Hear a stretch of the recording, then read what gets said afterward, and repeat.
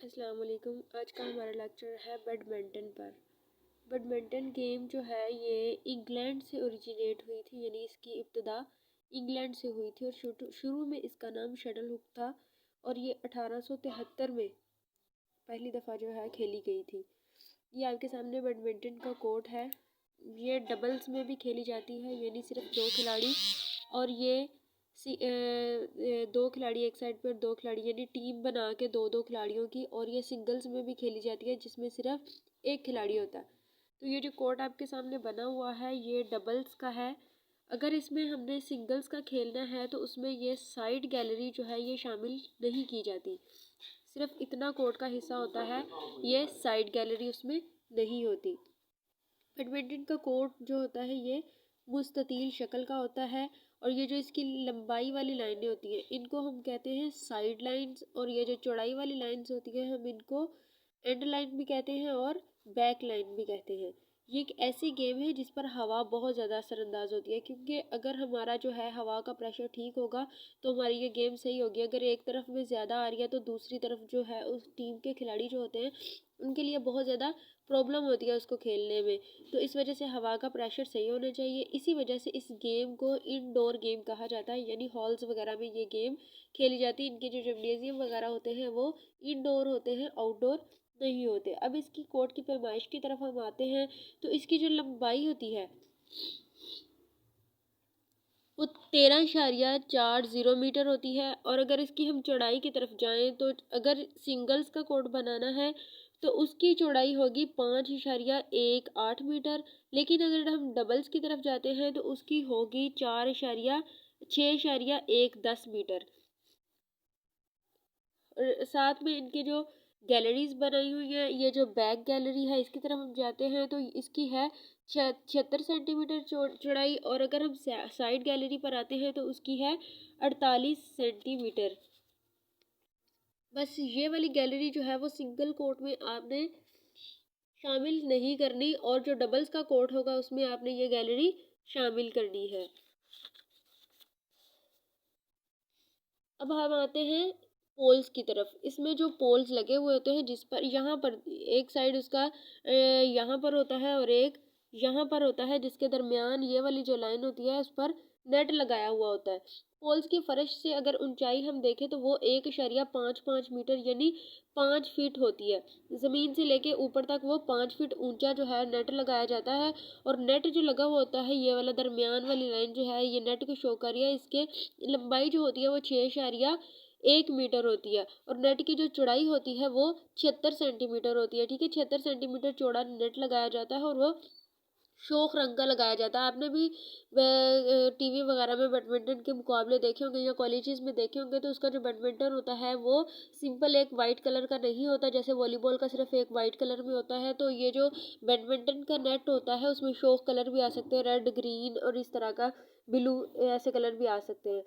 उसके बाद आते हैं हम सिंगल्स के खेल की तरफ कि खेल का आगाज़ कैसे होता है। जो अंपायर होता है वो दोनों खिलाड़ियों को अपने पास बुलवा के टॉस करवाता है। फिर एक टीम जो टॉस जीत जाती है उसकी मर्जी होती है, चाहे तो वो सर्विस ले ले, चाहे तो वो साइड ले ले, यानी अपनी पसंद से वो जोन सी मर्जी साइड जो है वो चूज कर ले। फिर उसके बाद आते हैं जो खिलाड़ी सर्विस लेता है उसने दाएं कोर्ट से यहाँ से सर्विस करवानी है, और इसकी सर्विस जो है दाएं कोर्ट में ही जाके गिरनी चाहिए। यानी यहाँ से सर्विस करवाई है तो यहीं पर जाके उसकी सर्विस गिरनी चाहिए, तभी हम कहेंगे कि ये करेक्ट सर्विस करवाई गई है। उसके बाद है अगर स्कोर जो है वो जुफ्त हो, यानी 2, 4, 6 इस तरह होंगे तो फिर कोर्ट जो है वो सर्विस जो है वो दाएं कोर्ट से ही करवाई जाएगी। लेकिन अगर 1, 3 या 5 होंगे तो फिर बाएं कोर्ट से सर्विस करवाई जाएगी। उसके बाद है डबल्स का खेल। उसमें भी इसी तरह होता है कि टास्क करवाया जाता है, फिर उनको चॉइस दी जाती है कि वो साइड ले लें या फिर वो सर्विस ले लें। गेम की पहली सर्विस दाएं कोर्ट से मुखालिफ के दाएं कोर्ट में गिरेगी। ठीक है, यहाँ पर जाके गिरेगी। अगर मुखालिफ टीम की खिलाड़ी सर्विस को उठाकर सर्विस करने वाली टीम के कोर्ट में फेंक देती है तो दोनों टीम की दोनों खिलाड़ियों जब तक कोई गलती ना हो जाए शटल को ज़मीन पर गिरने से पहले खेल सकते हैं, यानी फिर उनके दरमियान जो है रैली स्टार्ट हो जाती है।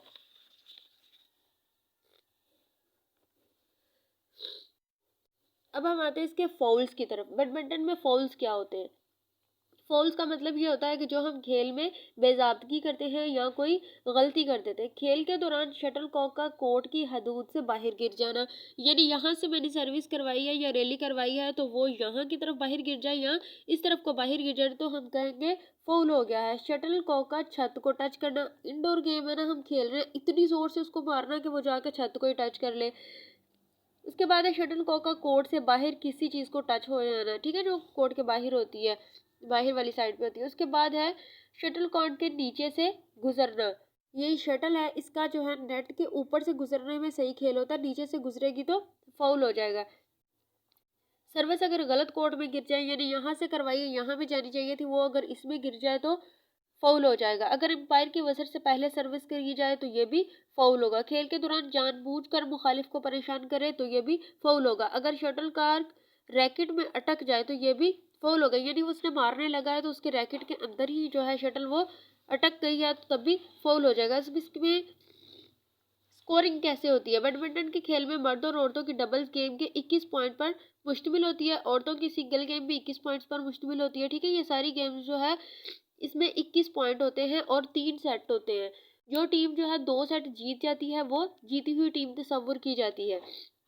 जिस टीम से कोई गलती सर्जिस हो जाए उसके खिलाफ पॉइंट दे दिया जाता है, यानी अगर इस टीम से कोई गलती हुई है तो पॉइंट इस टीम को मिल जाता है। उसके बाद है मर्दों और औरतों के सिंगल्स के मुकाबले भी 3 गेमों पर मुश्तमिल होते हैं, ठीक है। दोनों की 3 गेमें होती हैं और उनके दरमियान जो है 2 गेमें जो टीम जीत जाती है वो जीती हुई तस्वर की जाती है। आखिरी यानी तीसरी गेम में 11 पॉइंट्स के बाद साइड तब्दील होगी, यानी ए वाली टीम जो है उसने पहला सेट इसमें इस कोर्ट के हिस्से में खेला था, दूसरा इसके हिस्से में खेल लिया, ठीक है। अब तीसरा सेट वो खेलना है तो उसमें पहले उनके दरमियान टॉस होगा, फिर दोबारा से जैसे पहले सिस्टम हुआ था, फिर जो टीम जो है साइड लेगी या सर्विस लेगी तो वो टीम खेल रही है। फिर यहाँ पर उसने 11 पॉइंट कर लिए हैं तो फिर अगले के पॉइंट खेलने के लिए वो दूसरे कोर्ट में चली जाएगी जहाँ से वो वहाँ अपनी गेम स्टार्ट करेगी।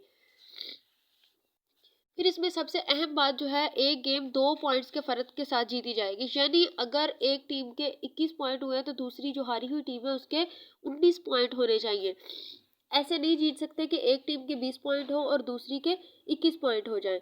तो अगर एक टीम के दोनों टीम के 20 पॉइंट हो गए हैं तो फिर 21 पॉइंट पर हम उसको नहीं जीतेंगे, बल्कि हम पॉइंट्स को है वो 22 कर देंगे कि 20 दोनों के हैं और जो पहले 22 कर लेगा वो जीत जाएगा। लेकिन फिर दोनों के 21 हो गए हैं, फिर मसला हो गया कि फिर 22 पे नहीं जीत सकते, फिर पॉइंट्स 23 कर देंगे, यानी इस तरह एक एक पॉइंट बढ़ाते जाएंगे। तो जब हमारे 29 पॉइंट हो जाएंगे फिर जो कह दिया जाएगा कि जो पहले 30 कर लेगा वो जीत जाएगा, यानी 30 से ऊपर पॉइंट को नहीं लेकर जाएंगे।